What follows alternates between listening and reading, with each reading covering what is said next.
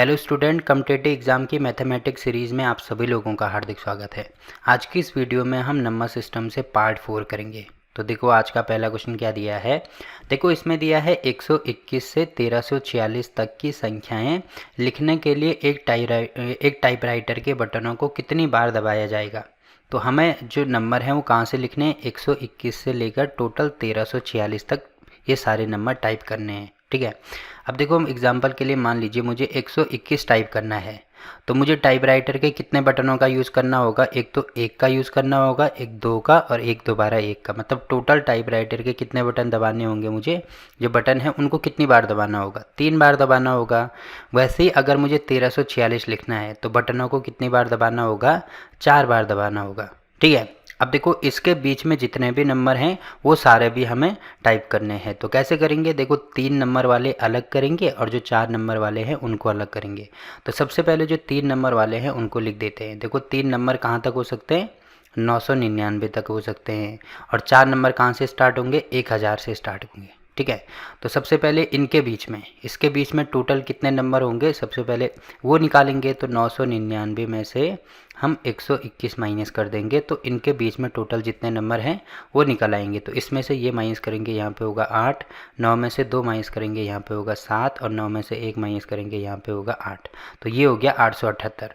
अब एक चीज़ आपको यहाँ पे ये ध्यान देनी है कि यहाँ पे +1 भी होगा। +1 क्यों होगा, क्योंकि हमें ये भी टाइप करना है और ये वाला भी टाइप करने हैं। तो दोनों टाइप करने हैं। जब भी माइनस करते हैं तो माइनस में केवल एक नंबर ही आता है। ठीक है, तो क्योंकि मुझे ये दोनों नंबर चाहिए इसीलिए मैंने यहाँ पे +1 किया। तो हमारे पास टोटल आया 879। मतलब इनके बीच में 3 अंकों के टोटल इतने नंबर हैं। ठीक है, और एक नंबर को दबाने के लिए मुझे 3 बार टाइपराइटर के बटनों का प्रयोग करना पड़ रहा है। तो इतने नंबरों को दबाने के लिए कितनी बार, इसको 3 से गुणा कर देंगे तो ये 3 नंबर वाले निकल आएंगे। अब देखो एक चीज़ मैं आपको यहाँ पे बता देता हूँ, इसमें +1 मैंने इसीलिए किया, इसमें आपको कंफ्यूज नहीं होना है। ठीक है, छोटा सा एग्जांपल मैं यहाँ पे समझाता हूँ। जैसे मान लीजिए मुझे लिखना है कि 3 से 5 तक टोटल कितने नंबर होंगे। ठीक है, 3 से 5 तक कितने नंबर होंगे, एक होगा 3, एक होगा 4 और एक होगा 5। तो टोटल कितने नंबर हैं, 3 नंबर हैं। जबकि अगर मैं इनको माइनस करता हूँ तो 5 में से अगर मैं 3 माइनस करता हूँ तो कितना आता है, 2 आता है। तो यहाँ से तो 2 आ रहा है, जबकि यहाँ से मुझे नंबर तो 3 मिल रहे हैं। तो ये 3 नंबर क्यों मिल रहे हैं, क्योंकि यहाँ पे जब माइनस करते हैं तो इन दोनों में से केवल एक ही नंबर आता है। ठीक है, इन दोनों में से एक ही नंबर आता है, इसीलिए यहाँ पे 2 आ रहा है। अब देखो अगर मुझे ये दोनों नंबर चाहिए तो मैं यहाँ पे +1 करूँगा। तो सेम टू सेम वही चीज़ मैंने यहाँ पे की है। ठीक है, इसमें आपको कंफ्यूज नहीं होना है। तो ये चीज़ होगी। अब देखो टोटल कितनी बार टाइपराइटर के बटन दबाने होंगे, इनका गुणा कर दो। तो 9 × 27 को 7 और 7 × 21 और 22 23, फिर हासिल 2, 8 × 24, 25 26।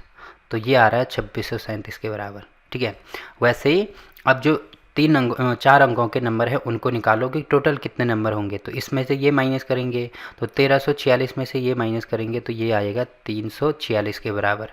अब क्योंकि मुझे ये दोनों नंबर चाहिए तो इसीलिए यहाँ पे भी +1 करेंगे तो ये हो जाएगा 347। ठीक है, 347 मतलब 4 अंकों के टोटल 347 नंबर होंगे। अब एक अंक को दबाने के लिए कितनी बार टाइपराइटर के बटन दबाने होंगे, 4 बार।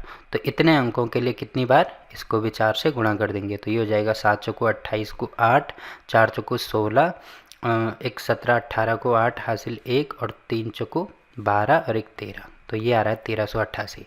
अब देखो 3 अंकों के लिए इतनी बार दबाया और 4 अंकों के लिए टाइपराइटर के बटनों को इतनी बार दबाया। तो टोटल हमें निकालना है तो इनको आपस में ऐड कर दो। तो ये हो जाएगा 8 और 8 16, मतलब ये हो जाएगा 15 को 5, फिर 8 और 3 11, एक 12 को 2, 6 और 3 9 और एक 10 की 0 2 और एक 3 और एक 4, मतलब 4025 हमारा आंसर होगा।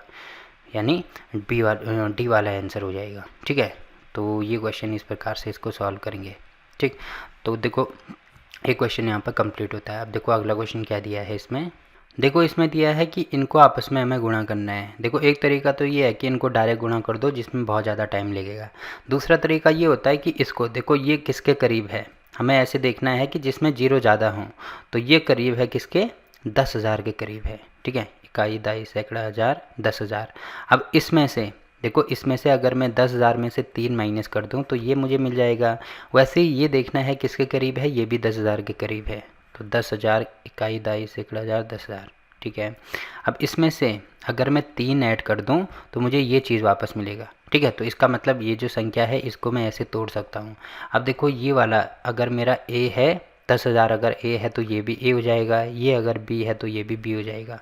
मतलब इसमें कौन सा फार्मूला लगेगा, ए माइनस बी इंटू ए प्लस बी वाला फार्मूला। तो ए माइनस बी ए प्लस बी किसकी वैल्यू होती है, ए स्क्वायर माइनस बी स्क्वायर की, ठीक है। तो इसका मतलब ये हो जाएगा 10,000 इसका स्क्वायर माइनस बी क्या है 3 इसका स्क्वायर। अब 10,000 का स्क्वायर कितना हो जाएगा, मतलब एक के आगे 4 जीरो हैं तो 4 जीरो की जगह अब 8 जीरो हो जाएंगे, 1 2 3 4 5 6 7 8। अब माइनस है तो 3 का स्क्वायर होता है 9, तो इसमें से माइनस करेंगे देखो कितना हो जाएगा। देखो सब में जीरो है, मतलब यहाँ से हाथ से लाएंगे, यहाँ पे फिर यहाँ पे आएगी तो 10 में से 9 गया, यहाँ पे हो जाएगा 8, फिर यहाँ पे 9 बचा, फिर यहाँ पे भी 9 बचा, फिर यहाँ पे भी 9 बचा, यहाँ पे भी, यहाँ पे भी, यहाँ पे भी और यहाँ पे भी। तो 9 कितनी बार आ रहा है, 1 2 3 4 5 6 7 बार आ रहा है, और उसके बाद 1। तो देखो 9 7 बार किस में आ रहा है, 1 2 3 4 5 6 7, तो इसमें आ रहा है, तो यही हमारा आंसर हो जाएगा, ठीक। तो ये क्वेश्चन भी यहाँ पे कंप्लीट होता है। अब देखो अगला क्वेश्चन क्या दिया है इसमें।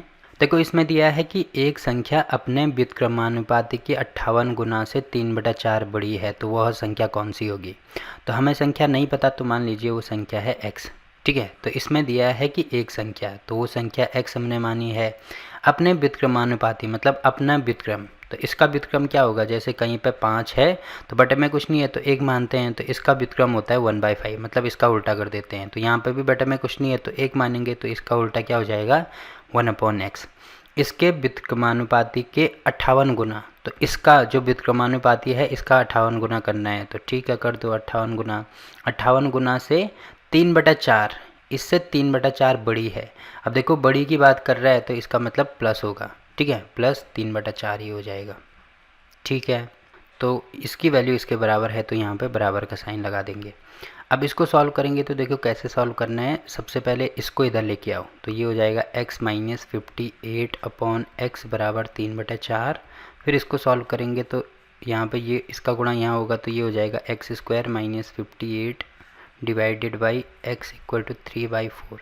अब इसका गुणा यहाँ करेंगे तो यहाँ पे ये हो जाएगा 4x स्क्वायर माइनस 8 चक्कू 32 को 2, 5 चक्कू 20 और 5 चक्कू 20 और 3 23, ये हो जाएगा बराबर 3x, ठीक है।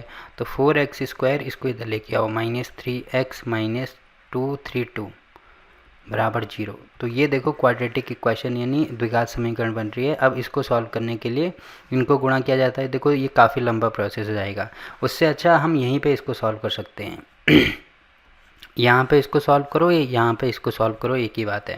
देखो अगर मैं इसको यहीं पे सॉल्व करता हूँ तो कैसे सॉल्व करेंगे, देखो ऑप्शन से सॉल्व करेंगे। इक्वेशन तो हमने यहाँ पे ये वाली बना दी थी, ठीक है। अब क्या करेंगे, सबसे पहले इसकी मतलब x की वैल्यू क्या रख के देखेंगे, -8। तो यहाँ पे अगर -8 होगा तो बीच में बराबर है, मतलब ये चीज़ आपको ध्यान रखना है, इसको लेफ्ट हैंड साइड बोलते हैं और इसको राइट हैंड साइड बोलते हैं। तो लेफ्ट हैंड साइड की वैल्यू हमेशा ही राइट हैंड साइड के बराबर आनी चाहिए। अगर नहीं आ रही है तो इसका मतलब वो हमारा ऑप्शन नहीं होगा, ठीक है। और यहाँ पर भी देखो 58 होगा और डिवाइडेड बाई x की वैल्यू -8 है, तो यहाँ पे -8 प्लस 3/4। अब इसको सॉल्व करेंगे तो आप देख रहे होंगे कि अगर मैं इसको हर समान कर दूं तो यहाँ पे हो जाएगा 58, ये माइनस नीचे लिखो या ऊपर लिखो एक ही बात होती है। तो ये हो जाएगा प्लस में 3 दूनी 6 और बटे में माइनस नहीं प्लस 8 ही हो जाएगा। इसमें से ये माइनस करेंगे तो ये हो जाएगा यहाँ पे माइनस में 52। अब देखो ये इसके बराबर नहीं आ रहा है, इसका मतलब ये तो हमारा आंसर नहीं हो सकता। अब 12 से ट्राई करेंगे तो यहाँ पे 12 रखेंगे, ठीक है। तो ये हो जाएगा 58/12 प्लस 3/4। फिर इसको हर समान करने के लिए 3 से गुणा कर दो, तो यहाँ पे आप देख रहे होंगे ये आ रहा है 58 प्लस 3 और 3 3 3 9 और बटे में 12। तो ये भी आप देख रहे होंगे ये भी आपस में बराबर नहीं आ रहे हैं, ठीक है, क्योंकि ये सॉल्व भी नहीं होगा।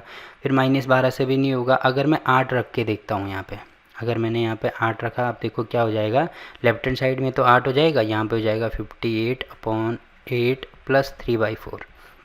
अब हर समान करेंगे तो 2 से गुणा करना पड़ेगा, तो ये हो जाएगा 58 प्लस 3 दूनी 6 और बटे में 8। तो 58 और 6 कितना हो जाएगा 64 और बटे में 8, तो 8 अटा 64। देखो लेफ्ट हैंड साइड की वैल्यू इसमें राइट हैंड साइड के बराबर आ रही है, मतलब ये वाला हमारा आंसर हो जाएगा।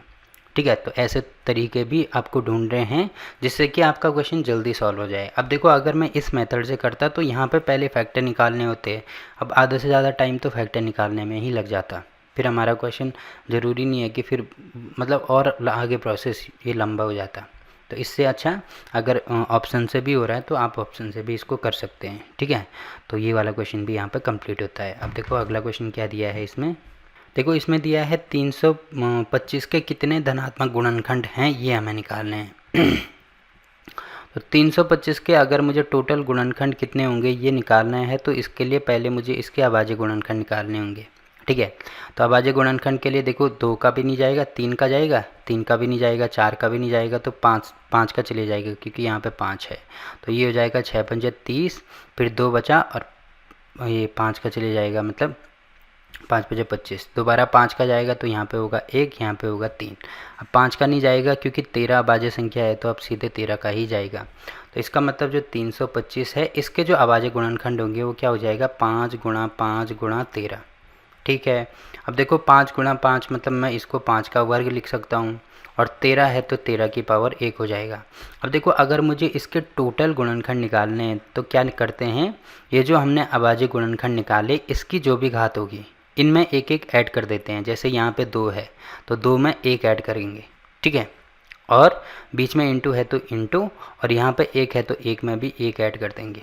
तो ये हो जाएगा 2 और 1 3 गुणा 1 और 1 2, तो 3 दूनी 6 ये हो जाएगा। तो टोटल जितने भी गुणनखंड निकलेंगे इसके 6 गुणनखंड हो जाएंगे। ठीक है, 6 गुणनखंड होने का मतलब क्या है कि जो 325 है इसको इतने तरीके 6 अलग अलग तरीक़ों से लिख सकते हैं। जैसे अगर मैं इन दोनों को गुणा करता हूँ तो 25 गुणा 13, इसको ऐसे भी लिखा जा सकता है। ठीक है, या 5 गुणा 5 गुणा 13 ऐसे भी लिखा जा सकता है। तो एक तरीका ये, दूसरा ये, और तरीके होंगे, टोटल 6 तरीके होंगे इसको ऐसे लिखने के। ठीक, तो ये बोलने का मतलब है इसका। तो ये वाला क्वेश्चन भी यहाँ पे कंप्लीट होता है। अब देखो अगला क्वेश्चन क्या दिया है इसमें। देखो इसमें दिया है कि 31 33, फिर 33 के बाद होगा 35 और आगे आगे 57 तक का मान हमें निकालना है। ठीक है, तो इनको आपस में जोड़ना है। तो देखो कैसे जोड़ेंगे, ना तो हम इसमें ये वाला फॉर्मूला यूज़ कर सकते हैं क्योंकि इसके लिए हमें 1 से लेकर n संख्याओं तक लगातार चाहिए होती हैं, जबकि इसमें 2 का गैप है। इसका मतलब इसमें जो समांतर श्रेणी वाला फॉर्मूला है वो यूज होगा। ठीक है, तो समांतर श्रेणी के n पदों का योग कैसे निकालते हैं, n पदों का योग। अब देखो इसके भी 2 फार्मूले होते हैं। एक फार्मूला होता है n/2 into 2a plus n-1 into D, एक तो ये वाला फार्मूला होता है, और दूसरा फार्मूला होता है n/2 इंटू प्रथम पद प्लस आखिरी पद। ठीक है, पहला पद और प्लस अंतिम पद। अब आप देख रहे होंगे कि यहाँ पे क्या क्या चीज़ें हैं। देखो पहला पद तो ये है और आखिरी पद ये है, तो देखो ये वाला फार्मूला इसमें लगाना ज़्यादा आसान है। तो इसमें ये हो जाएगा n/2 इंटू पहला पद है हमारे पास 31 प्लस आखिरी पद है हमारे पास 57। ठीक है, अब इसको सॉल्व करेंगे तो ये हो जाएगा n/2 इंटू 7 और 1 8 और 5 और 3 8, 88। तो इससे ये कैंसिल, तो यहाँ पे हो जाएगा 40, तो ये हो रहा है 44n। अब देखो n की वैल्यू हमें नहीं पता है, जहाँ पे n जो होता है वो कुल पद होता है कि टोटल इसमें कितने पद हैं। ठीक है, तो कुल पद निकालने के लिए अलग सा फॉर्मूला होता है। अगर मुझे टोटल पद निकालने हैं तो इसकी वैल्यू होती है, इसको कहते हैं an की वैल्यू होगी a plus n-1 into D. ठीक है, ये फॉर्मूला होता है। अब यहाँ से हम n की वैल्यू निकाल सकते हैं। देखो an की वैल्यू ये जो होता है ये होता है अंतिम पद। ठीक है, a जो होता है ये होता है पहला पद, n की वैल्यू मतलब टोटल कितने पद हैं ये तो हमें निकालना है, और d होता है सारवंतर, या इसको डिफरेंस भी बोला जाता है कि दो के बीच में कितना डिफरेंस है। जैसे इन दोनों के बीच में कितना डिफरेंस है 2 का, वैसे ही इनके बीच में भी 2 का है, तो d की वैल्यू हो जाएगी 2। तो d तो 2 हो रहा है, अंतिम पद हमारे पास 57 है, तो यहाँ पे वैल्यू रख दो, ये हो जाएगा 57।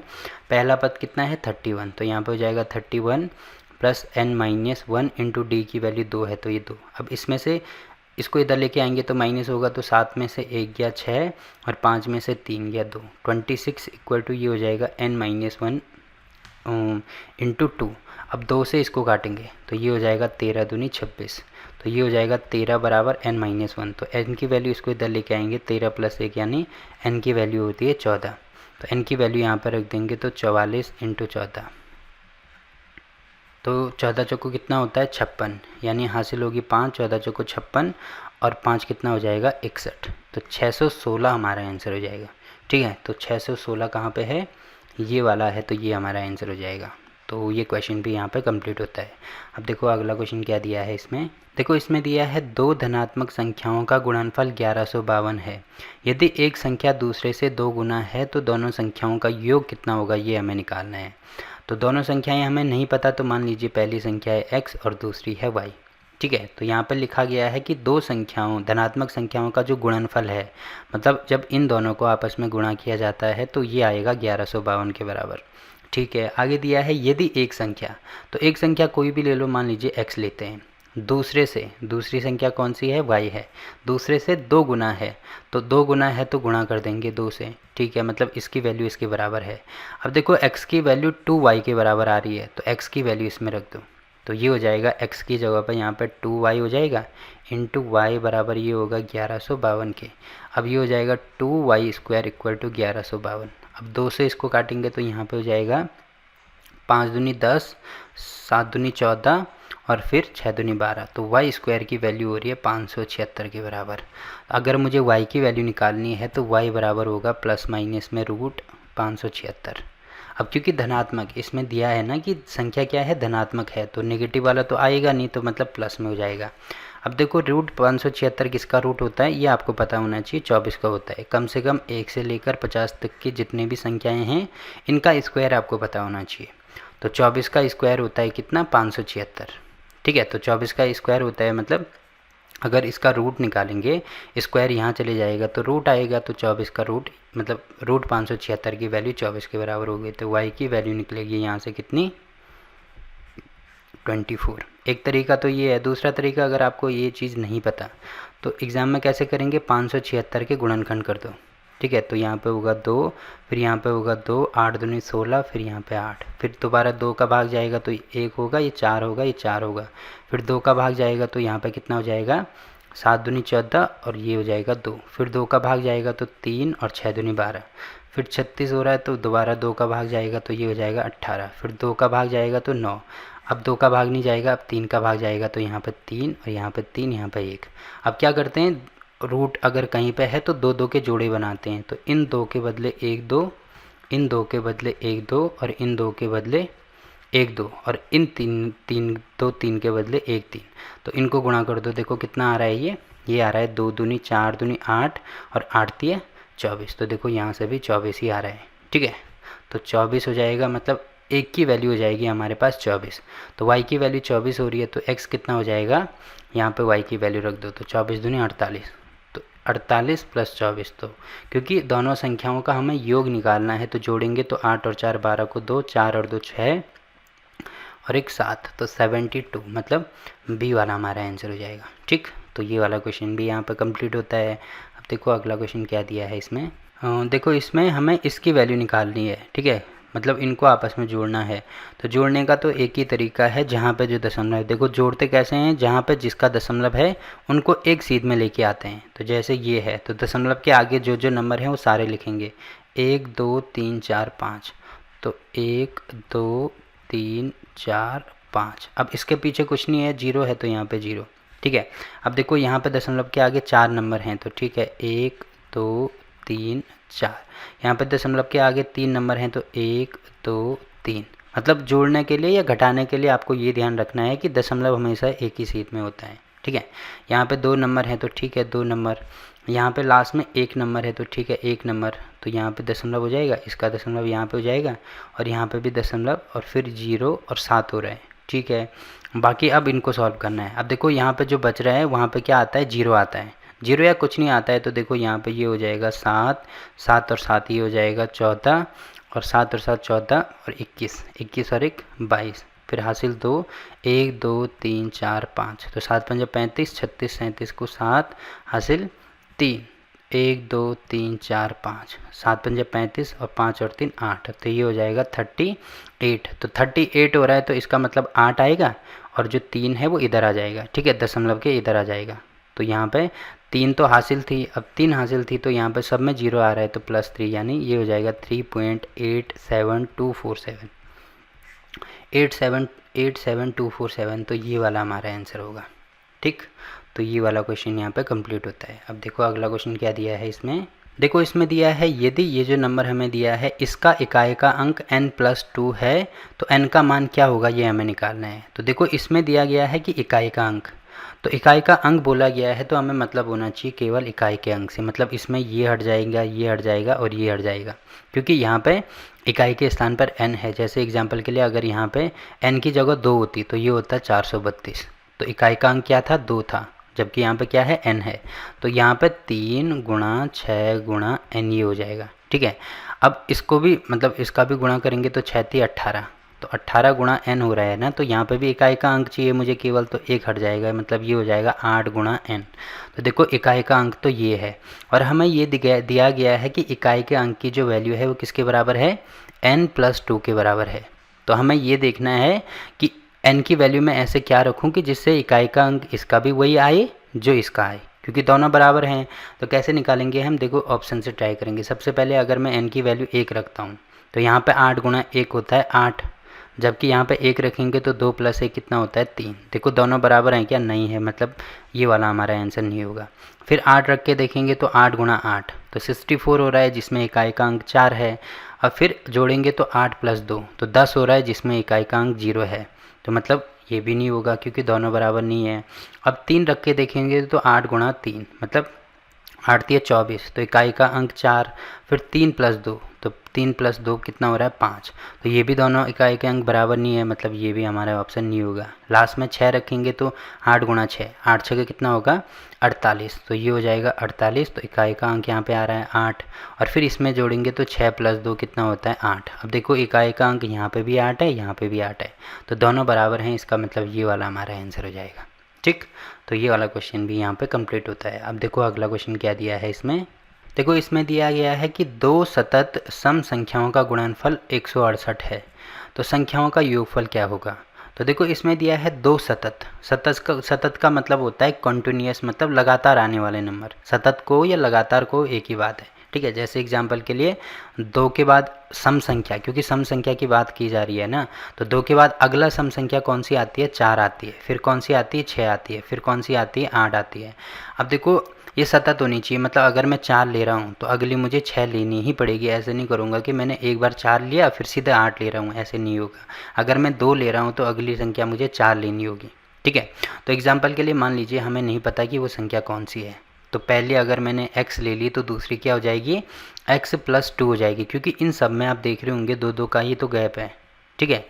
तो अगर x की जगह पर अगर मैं 2 लेता हूँ तो पहली 2 होगी और फिर यहाँ पे x की वैल्यू 2, तो 2 + 2 देखो 4 होगी। अगर x की जगह पे मैं 6 लेता हूँ तो यहाँ पे 6 हो गया और 6 + 2, मतलब क्योंकि कंटिन्यूस आ रही है ना, तो अब x की जगह पे कुछ भी लूँगा तो दोनों कंटिन्यूस संख्या आएंगे या सतत संख्या आएंगी। पहली हो गई अब x और दूसरी हो गई x + 2, ठीक है। ये दोनों सतत भी हैं, सम भी हैं, ठीक है।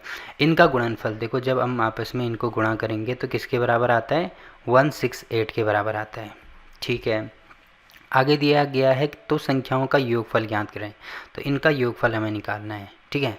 तो देखो हम कैसे निकालेंगे इनका योगफल, तो इसको सॉल्व करेंगे तो क्या करेंगे, यहाँ पे इसका गुणा कर दो तो ये हो जाएगा x² + 2x, इसको इधर लेके आएंगे -168 बराबर हो जाएगा 0। तो ये देखो द्विघात समीकरण बन गई। अब द्विघात समीकरण से हमें इसको सॉल्व करना होगा, तभी हम इसको सॉल्व कर सकते हैं। तो देखो अब 168 के मुझे ऐसे फैक्टर करने हैं जिसको जोड़ के और घटा के मुझे कितना मिलना चाहिए, 2 मिलना चाहिए। तो 168 देखो किसका स्क्वायर होता है, लगभग 13 का स्क्वायर होता है, मतलब 12 और 13 के करीब ये नंबर आएगा। तो अगर मैं 12 × 14, अगर मैं 12 × 14 करता हूँ तो कितना आ रहा है, 14 दूनी 28 को 8 और 14 कम 14 और 15 16, 168, हाँ ये आ रहा है। तो देखो इन दोनों को घटा के इसका फैक्टर 12 × 14 अगर हम करेंगे और इसको घटा के 14 में से 12 माइनस करेंगे तो मुझे 2 ही मिलेगा, मतलब 2 को मैं ऐसे लिख सकता हूँ 14x - 12x माइनस 168 बराबर 0। अब आप देखेंगे इसको सॉल्व करेंगे तो यही चीज़ मिलेगी, ठीक है। अब दो दो के पेयर बनाना शुरू कर दो, तो पेयर बनाएंगे तो यहाँ पे x कॉमन आएगा तो ये हो जाएगा x प्लस 14 और यहाँ पे माइनस 12 कॉमन ले लो तो यहाँ पे आएगा x प्लस 14, ठीक है।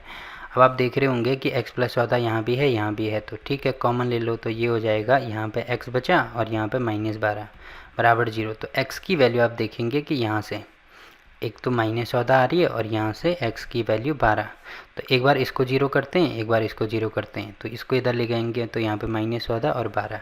अब देखो हमें क्या दिया गया है, इसमें हमें दिया गया है कि दोनों का योगफल हमें निकालना है, दोनों संख्याओं का योगफल निकालना है, ठीक है। तो एक संख्या आ रही है माइनस 14, तो देखो माइनस को तो हम लेंगे नहीं, तो x को लेंगे हम 12, तो पहली संख्या अगर 12 होगी तो दूसरी कितनी हो जाएगी, 14 हो जाएगी। तो इनको योगफल निकालना है तो ऐड कर दो, तो 4 और 2 6, 1 और 1 2, तो 26 हो रहा है, मतलब ये वाला हमारा आंसर होगा, ठीक है। अब देखो अगर मैं माइनस 14 को भी लेता तो माइनस 14 होता, अगला होता माइनस 14 प्लस 2, तो ये हो जाता माइनस 12। अब इन दोनों को जोड़ते तो 4 और 2 6 और 1 और 1 2, तो माइनस 26 आता, जबकि माइनस तो इसमें दिया नहीं गया है, तो इसका मतलब 26 ही हमारा आंसर होगा, ठीक। तो ये वाला क्वेश्चन भी यहाँ पे कंप्लीट होता है। अब देखो अगला क्वेश्चन क्या दिया है इसमें, देखो इसमें दिया है 7 संख्याओं के समुच्चय का माध्य 81 है। यदि किसी एक संख्या को हटाया जाता है तो शेष संख्याओं का माध्य 78 हो जाता है, तो हटाई गई संख्या का मान क्या होगा, ये हमें निकालना है। अब देखो माध्य का मतलब आपको पता ही होगा कि जैसे एग्जांपल के लिए 1 2 3 ये तीनों संख्याएं हैं और इनका हमें माध्य निकालना है। माध्य का मतलब होता है इनका औसत। तो औसत कैसे निकालते हैं, जितने भी नंबर हैं उनको आपस में ऐड किया जाता है और बटे में टोटल जितने नंबर हैं, तो 1 2 3 नंबर हैं तो बटे में हो जाएगा 3, यानी ये हो जाएगा 3 और 2 5 और 1 6, तो 6 बटे 2, मतलब इनका जो औसत है वो 3 निकलेगा।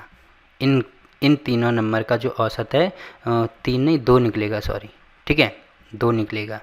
या ऐसे समझ सकते हैं कि औसत का मतलब होता है बीच वाला अंक। तो सेम टू सेम वही चीज़ यहाँ पे दी गई है। अब देखो इनका माध्य हमें दिया है, माध्य कितना है 81 है। कितने संख्याओं का माध्य, 7 संख्याओं का माध्य। अब देखो यहाँ पे आप एक चीज़ देख रहे होंगे कि जो माध्य है वो माध्य हमने ऐसे निकाला, ठीक है, जितनी भी संख्याएं हैं उसको ऐड किया और बटे में 3 किया। अब अगर मुझे माध्य दिया है तो वो संख्याएं अगर मुझे निकालनी है तो कैसे निकालेंगे, इसका गुणा यहाँ करेंगे ना। जितनी भी संख्याएं, देखो यहाँ पे 3 संख्याएं थी तो माध्य हमें दिया था तो इसका गुणा यहाँ करेंगे। अब देखो यहाँ पे हमें माध्य दिया है और जो जितनी संख्याएं थी उनका गुणा किया तो वो संख्याएं हमें मिल जाएंगी। तो टोटल कितनी संख्याएं हैं, 7 संख्याएं हैं, तो इनका गुणा कर दो तो ये हो जाएगा 7 और 8 7 56। तो टोटल जो संख्याएं हैं उनका जो योग है, संख्याओं का जो योग है वो हमें मिल जाएगा। तो संख्याओं का योग हो रहा है 567 के बराबर। अब इसमें ये दिया गया है कि कोई एक संख्या इसमें से हटा दी गई है, तो वो कोई भी संख्या हो सकती है, ठीक है। तो अब जो शेष माध्य है, अब देखो एक संख्या अगर मैंने हटा दी तो कितनी संख्याएं बचेंगी, 6 संख्याएं बचेंगी। अब 6 संख्याओं का माध्य हमें दिया गया है, कितना है 78 है, तो 6 गुणा 78 करेंगे, मतलब सेम टू सेम वही है ना। इसका भी जो 6 संख्याएं हैं उनका योग हमने निकाल दिया, तो योग निकाल दिया तो 6 गुणा 78 करेंगे तो ये हो जाएगा 8 छक्के 48 को 8 और 7 छक्के 42 और 4 कितना हो जाएगा, ये 46। तो ये हो रहा है 468 के बराबर। अब देखो अगर मुझे वो संख्या निकालनी है तो इन दोनों को माइनस कर दो, हमारी संख्या निकल आएगी। तो 17 में से 8 गया, यहाँ पे कितना हो जाएगा 9, फिर 15 में से 6 गया, यहाँ पे भी 9, फिर इसमें से ये तो यहाँ पे 0, मतलब वो संख्या होगी 99। तो ये वाला हमारा आंसर हो जाएगा, ठीक है। तो अब देखो अगला क्वेश्चन क्या दिया है इसमें, देखो इसमें दिया है कि ये प्लस ये माइनस ये, इसका मान हमें निकालना है। अब देखो आप देख रहे होंगे यहाँ ऊपर बार लगा है, बार का मतलब ये होता है कि ये जो नंबर है ये रिपीट होता जा रहा है। जैसे एग्जांपल के लिए अगर मैंने कहीं पे लिख दिया 1/3, ठीक है, तो 1/3 को अगर मैं सॉल्व करूँगा, मतलब ये भिन्न है, भिन्न को अगर मैं दशमलव में चेंज करूँगा तो इसका मतलब मुझे करना होगा 3/1। अब देखो भाग नहीं जाता है तो यहाँ पे दशमलव लगाएंगे, यहाँ पे 0 बढ़ाएंगे, फिर कितनी बार जाएगा 3 बार, तो 3 तिया कितना हो गया 9, फिर एक रिमाइंडर बचा, भाग नहीं गया, 0 लगाया, फिर 3। तो यहाँ पे आप देख रहे होंगे कि ये चीज़ कभी ख़त्म ही नहीं होगी, 3 3 3 3 ऐसा आता जाएगा।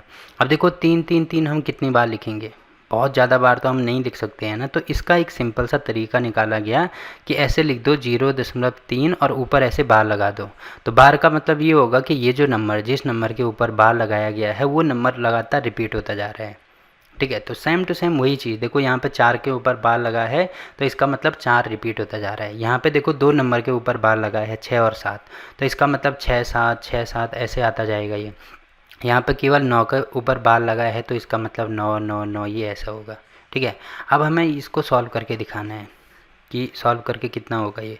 अब देखो क्योंकि यहाँ पे डायरेक्ट आंसर दिए गए हैं तो एक तरीका सिंपल सा मैं आपको बता देता हूँ। देखो अगर मैं इसको सॉल्व करूँगा तो इसको अलग करना पड़ेगा, फिर इनको अलग जोड़ना पड़ेगा, तो इसमें काफ़ी टाइम लग जाएगा। अगर मैं इसको डायरेक्ट करना चाहूँ तो कैसे करूँगा, देखो इसमें सबसे पहले हमें देखना है कि सबसे ज़्यादा नंबर दशमलव के बाद कहाँ पे हैं। तो सबसे ज़्यादा नंबर यहाँ पे हैं 3, यहाँ पे 2 हैं, यहाँ पे 1 है, तो इसका मतलब 3 नंबर तक इनको ले जाओ। तो इसको मैं ऐसे लिख सकता हूँ क्या, 22.444, 3 बार लिख दिया, 4 4 4 ऐसे रिपीट होता जाएगा। तो यहाँ पे मैंने 4 4 और इसके ऊपर ऐसे बार लगा दिया। ठीक है, 4 के ऊपर ऐसे बार लगा दिया, या क्योंकि यहाँ पे 2 नंबर के ऊपर बार लगा है तो इसमें भी 2 नंबर के ऊपर बार लगा दो। अब देखो 4 4 के ऊपर मैंने बार लगा दिया, इसका मतलब 4 4 4 4 4 4 ऐसे आता जाएगा ना। तो देखो कोई फ़र्क पड़ रहा है क्या, नहीं पड़ रहा है, क्योंकि 4 4 4 4 वही चीज़ रिपीट होती जा रही है। तो यहाँ पे 2 नंबर के ऊपर बार लग गया। ठीक है, सेम टू सेम यही चीज़ वो बनानी है। तो यहाँ पे आप देख रहे होंगे 5 6 7, अब इसके ऊपर भी बार लगाया है तो ये हो गया। ठीक है, अब आप देख रहे होंगे कि इसको भी मुझे ऐसे बनाना है 33.59। अब देखो 2 संख्याओं के ऊपर बार चाहिए मुझे, तो यहाँ पे 9 को मैं ऐसे लिख सकता हूँ क्या, 9 9 9 9 ऐसे लिख दिया मैंने। तो यहाँ पे 2 9 लिख दिया मैंने और उसके ऊपर बार लगा दिया, तो इसका मतलब यही होगा ना, 9 9 9 9 वही चीज़ आती जाएगी। तो देखो इसमें और इसमें फिर कोई फ़र्क नहीं रह जाएगा। तो आप देख रहे होंगे कि 2 संख्याओं के ऊपर यहाँ पे भी बार है, 2 संख्याओं के ऊपर यहाँ भी बार है, 2 संख्याओं के ऊपर यहाँ भी बार है, और एक संख्या ऐसे ही छूट रही है। एक संख्या यहाँ पे भी ऐसी छूट रही है, एक संख्या यहाँ पे भी ऐसे ही छूट रही है। तो हमें यही चीज़, ऐसे ही पैटर्न देखना है जो हमारे आंसर में आएगा। देखो यहाँ पे 2 संख्याओं के ऊपर बार तो लगा है, बट ये संख्या जो छूट रही है वो यहाँ पे नहीं है, मतलब ये हमारा आंसर नहीं होगा। यहाँ पे आप देख रहे होंगे तीनों के ऊपर बार लगा है, जबकि इनमें तीनों के ऊपर बार नहीं लगा है, मतलब ये भी नहीं होगा। यहाँ पर केवल 1 के ऊपर बार लगा है, तो 1 के ऊपर, जबकि यहाँ पे 2 के ऊपर बार लगा है, मतलब ये भी नहीं होगा। तो लास्ट में देखो ये वाला हो जाएगा। इसमें 2 संख्या ऐसी हैं जिसके ऊपर बार लगा है और तीसरे के ऊपर बार नहीं लगा है। सेम टू सेम ये पैटर्न फॉलो हो रहा है, तो यही हमारा आंसर हो जाएगा। ठीक है, तो ये है इसको करने का सिंपल सा तरीका। अगर आप ऐसा नहीं करना चाहते तो क्या करेंगे, सबसे पहले इसको जो दशमलव है उसको भिन्न में चेंज करेंगे। तो कैसे चेंज करेंगे, जैसे कहीं पे 2.5 है तो 2.5 को मैं 2 को अलग कर सकता हूँ और पॉइंट को अलग कर सकता हूँ, मतलब इसको मैं 2 + 0.5 ऐसे लिख सकता हूँ। ठीक है, क्यों, क्योंकि अगर देखो इसका रीज़न भी मैं बता देता हूँ। अगर मैं यहाँ से दशमलव हटाऊँगा तो इसके ठीक नीचे 1 आता है ना, और दशमलव के आगे जितने नंबर उतने 0, मतलब इसको मैं 25/10 लिख सकता हूँ। अब देखो दशमलव यहाँ से हट गया, यहाँ पे भी करूँगा तो देखो दशमलव के ठीक नीचे 1 होगा, और इसको हटाऊँगा तो यहाँ पे दशमलव के आगे 1 नंबर है तो 0। तो यहाँ पे आप देख रहे होंगे ये होगा 2 + 5/10 और ये हो रहा है 25/10। अब देखो इसको सॉल्व करेंगे तो यहाँ पे भी वही चीज़ आएगी। ठीक है, क्योंकि यहाँ पे हर समान करना होता है, तो 10 से यहाँ भी गुणा करो, यहाँ भी, तो 10 दूनी 20 और 5 25, तो यहाँ पे भी देखो 25/10 वही चीज़ आ रही है। तो इसको मैं ऐसे अलग अलग कर सकता हूँ, तो सेम टू सेम यहाँ पे भी करेंगे। तो इसको मैं लिख सकता हूँ 22 + 0.4 का बार। अब जो बार होता है उसको हटाने के लिए क्या करते हैं, दशमलव के आगे जितने भी नंबर हैं बटे में उतने 9 लिख देते हैं। जैसे 1 नंबर है तो 1 9, तो ये हो जाएगा 4/9। ठीक है, तो 4/9 को अगर मैं सॉल्व करता हूँ, 4/9 को अगर मैं सॉल्व करता हूँ तो देखो कितना होगा, ये हो जाएगा 9/4। तो देखो भाग नहीं जाएगा, दशमलव लगाएंगे 0 बढ़ाएगा, 40 होगा तो 9 चौको 36, फिर 4 होगा, दशमलव ऑलरेडी लगा है तो डायरेक्ट मैं यहाँ पे 1 0 बढ़ा सकता हूँ, फिर 40 होगा 4 बार। तो आप देख रहे होंगे 0.444 ये चीज़ आती जा रही है। ठीक है, तो 0.44 ये लिखो या 4/9 लिखो, एक ही बात है ना। तो ये इसको मैंने चेंज कर दिया, वैसे ही इसको भी चेंज करेंगे। अब देखो यहाँ पे थोड़ी चीज़ चेंज होगी, क्या चेंज होगी, क्योंकि इसके ऊपर तो बार नहीं लगा है ना। तो इसमें हम क्या करेंगे, देखो इसको करने का तरीका मैं आपको बता देता हूँ। इसको करेंगे 11 + 5 पहले मैं क्वेश्चन लिख देता हूँ। 5 6 7 और ये इसके ऊपर बार लगाया है। तो मैंने आपको बोला था कि जितने नंबर के ऊपर, नंबर तो पूरा ऐसे ही लिखना है, ठीक है, ये पॉइंट के बाद है। तो 5 6 7 इसको ऐसे लिखेंगे, और जो नंबर है मतलब जिसके ऊपर बार लगा है, जितने नंबर के ऊपर बार लगा है बटे में उतने 9। तो 2 नंबर के ऊपर बार लगा है तो 2 9। तो ये तो सिंपल इस वाले के लिए था। जबकि यहाँ पे देखो एक ऐसा नंबर भी है जिसके ऊपर बार नहीं लगा है। तो इसके लिए क्या करेंगे हम, जिसके ऊपर बार नहीं लगा है उसको इसमें से माइनस करेंगे, और साथ में देखो केवल एक नंबर है तो एक जीरो भी बढ़ाएंगे यहाँ पे, ठीक है। एक नंबर ऐसा है जिसके ऊपर बार नहीं लगा है तो बटे में एक जीरो, केवल ये चेंजेस करने हैं। अगर यहाँ पे ऐसे होता 0.5267 तो तब क्या करते, इसके ऊपर बार लगा होता तो यहाँ पे देखो 2 नंबर के ऊपर बार लगा है तो पूरा 5267 ये नंबर लिखते हैं। 2 नंबर के ऊपर बार लगा है मतलब 2 9, 2 नंबर के ऊपर बार नहीं लगा है मतलब 2 जीरो, और फिर ये जो नंबर के ऊपर बार नहीं लगा है उसको माइनस कर देते। बस इतनी चीज़ें करनी है। तो इसमें से ये माइनस करेंगे तो यहाँ पे कितना होगा 562 भागा 990। तो ये हमारा हो जाएगा। अब देखो इसको मैं अगर कैलकुलेटर में सॉल्व करके दिखाऊं तो देखो कितना आएगा। 562 डिवाइडेड बाई 990। तो आप देख रहे होंगे ये आ रहा है 5676767। तो 67 रिपीट हो रहा है ना, तो 0.56767 तो 67 का बार मैंने लगा दिया। देखो वही चीज़ आ रही है ना जो यहाँ पे है 67 का बार, ठीक है। अब इसको अलग करेंगे तो देखो ये 22 अलग हो गया, फिर ये 22 इसका अलग हो गया, ये 11 अलग हो गया। तो यहाँ पे कितना आ रहा है, ये आ रहा है 4/9, ये आ रहा है 562/990। यहाँ पे भी ऐसे ही करेंगे तो ये जो 33 है ये अलग हो जाएगा, और यहाँ पे भी वही चीज़। तो ये हो जाएगा 59 माइनस, क्योंकि इसके ऊपर बार नहीं लगा है तो माइनस, जिसके ऊपर बार लगा है एक नंबर है तो 1 9, और एक नंबर के ऊपर बार नहीं लगा है तो 1 0। अब इसमें से ये माइनस कर दो, ये हो जाएगा 55/90। अब इनको जोड़ेंगे, ये हो गया, ये हो गया और ये हो गया। इनको जोड़ेंगे, मतलब जोड़ने का मतलब पहले एलसीएम करके इनका हर समान करेंगे फिर सॉल्व करेंगे। तो देखो काफ़ी लंबा प्रोसेस ये हो रहा है, ठीक है। तो उससे बढ़िया तरीका ये वाला, इससे सॉल्व करेंगे। बाकी मैंने ये आपको बता दिया, क्वेश्चन में कभी कभी एग्जाम में केवल यही पूछा जाता है कि इसको, ये जो दशमलव है इसको भिन्न में चेंज करो। तो भिन्न में चेंज करने का तरीका मैंने आपको बता दिया, ठीक। तो ये वाला क्वेश्चन भी यहाँ पर कंप्लीट होता है। अब देखो अगला क्वेश्चन क्या दिया है इसमें। देखो इसमें दिया है कि जब 2 अंकों की संख्या को उसके अंकों के योगफल से गुणा किया जाता है तो उसका गुणनफल 424 आता है। तो देखो 2 अंकों की संख्या हमें नहीं पता कौन सी है। मान लीजिए पहली है x और दूसरी, मतलब 2 अंकों की एक संख्या है। तो मान लीजिए अगर वो 21 होती या 22 होते, कुछ भी हो सकती थी, तो हमें नहीं पता ना कौन सी है। तो मान लीजिए इसका इकाई का अंक है y और दाई का अंक है x, तो वो संख्या xy हमने मान ली, ठीक है। ये है। अब इसमें दिया है 2 अंकों की संख्या को उसके अंकों के योगफल। तो अंकों का योगफल करना है, मतलब अंक कौन कौन से है, पहला है x और दूसरा है y, तो इनका योगफल करना है, ठीक है। योगफल कर दो, योगफल से गुणा किया जाता है। तो वो जो संख्या है इसके अंकों के योगफल से गुणा किया जाता है। देखो संख्या हमारे पास xy है, तो ठीक है, इससे गुणा कर दो। तो ये हमने गुणा किया, गुणा किया जाता है तो उसका जो गुणनफल है वो कितना आता है, 424 आता है। तो यहाँ पे हो जाएगा 424, ठीक है। इतनी चीज़ें हो गई।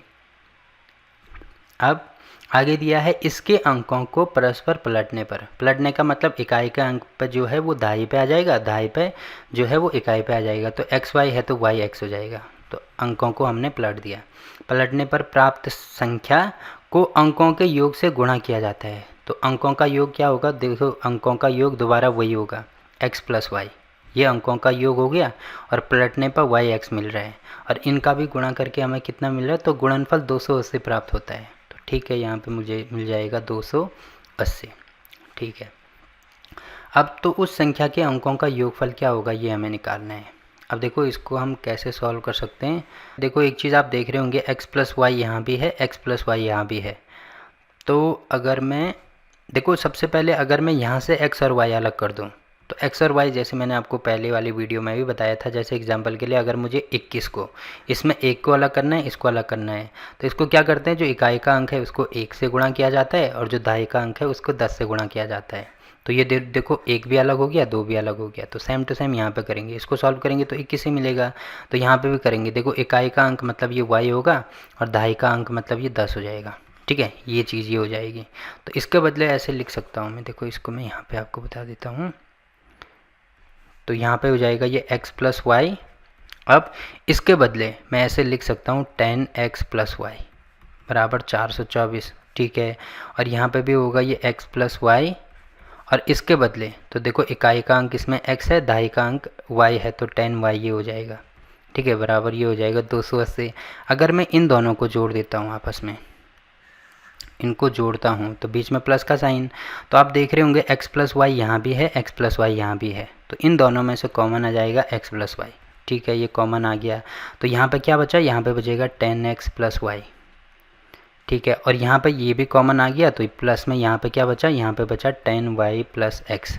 ठीक है, बराबर इनको भी जोड़ दो तो 8, 8 और 10 की 0, 4 और 2 6 और 1 7, ये हो गया। अब इससे देखो फ़ायदा क्या होगा, फ़ायदा ये होगा इससे कि x प्लस वाई यहाँ भी हो गया और 10x ये भी है और 1x ये है, तो 10x प्लस x तो ये हो जाएगा 11x। वैसे ही 10y ये है और 1y ये है, तो ये हो जाएगा 11y बराबर 708। ठीक है, अब आप देख रहे होंगे 11 यहाँ भी है, यहाँ भी है, तो कॉमन ले लो, तो 11 कॉमन आएगा तो x प्लस वाई यहाँ पे भी हो रहा है, x प्लस वाई यहाँ पे भी हो रहा है, तो बराबर ये हो जाएगा 708 के। अब 11 से इसको काट दो तो ये हो जाएगा 11 छक्का 66, फिर कितना बचा,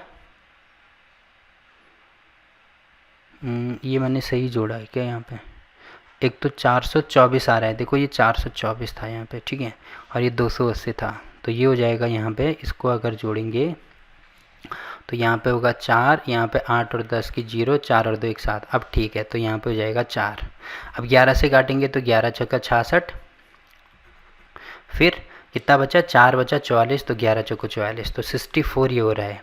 अब आप देख रहे होंगे x प्लस वाई ये भी है, ये भी है, तो इसको मैं x प्लस वाई का होल स्क्वायर लिख सकता हूँ। जैसे एग्जांपल के लिए कहीं पे 2 गुणा 2 है, तो इसको मैं 2 का स्क्वायर लिख सकता हूँ ना, तो वैसे ही सेम टू सेम वही चीज़ है, 2 बार है तो 2 बार मैंने स्क्वायर कर दिया, तो ये हो जाएगा 64। अब स्क्वायर यहाँ से हट जाएगा तो यहाँ पे रूट में आ जाएगा, तो x प्लस वाई की वैल्यू हमारे पास आ रही है 8, क्योंकि रूट 64 की वैल्यू 8 के बराबर होती है। ठीक है, तो x प्लस वाई की वैल्यू हमें 8 मिल गई। अब हमें निकालना क्या है, उस संख्या के अंकों का योगफल निकालना है, तो देखो योगफल ही हमने निकाल दिया, दोनों संख्याओं का योगफल 8 आया, तो यही हमारा आंसर हो जाएगा। मतलब कौन सा आंसर होगा, सी वाला हमारा आंसर हो जाएगा। ठीक, तो ये वाला क्वेश्चन भी यहाँ पे कंप्लीट होता है। अब देखो जो टाइप 1 है नंबर सिस्टम में, जो टाइप 1 है वो हमने कंप्लीट कर दिया है, तो कल से हम इसका टाइप 2 स्टार्ट करेंगे। ठीक, तो जितने भी ये वीडियो मैं आपको बना के दे रहा हूँ, वो सारी वीडियो की जो प्लेलिस्ट है वो आपको नीचे डिस्क्रिप्शन में मिल जाएगी, तो वहाँ पे जाके आप किसी भी चैप्टर की कोई सी भी प्लेलिस्ट देख सकते हैं। तो फिलहाल के लिए इस वीडियो में इतना ही। वीडियो अच्छा लगा तो वीडियो को लाइक कीजिए, शेयर कीजिए अपने दोस्तों के साथ, और चैनल को सब्सक्राइब करना ना भूलें। तो वीडियो देखने के लिए आपका बहुत बहुत धन्यवाद।